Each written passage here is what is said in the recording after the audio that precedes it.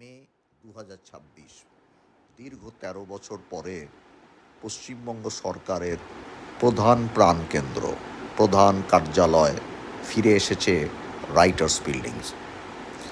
2013 সাল পর্যন্ত এই রাইটার্স বিল্ডিং ছিল পশ্চিমবঙ্গ সরকারের প্রাণকেন্দ্র।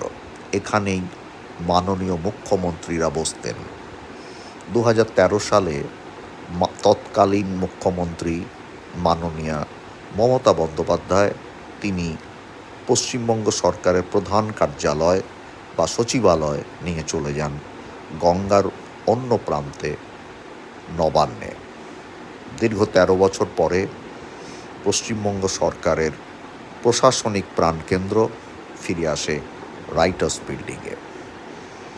2025 মে মাসে পশ্চিমবঙ্গে বিজেপি সরকার স্থাপিত হয়েছে। তারা তাদের প্রধান কার্যালয় রাইটার্স বিল্ডিংয়ে ফিরিয়ে এনেছেন। আজ 13 মে 2026 দেখছি চোখের সামনে রাইটার্স বিল্ডিং কমলা আলোয় আলোকিত হয়ে আছে।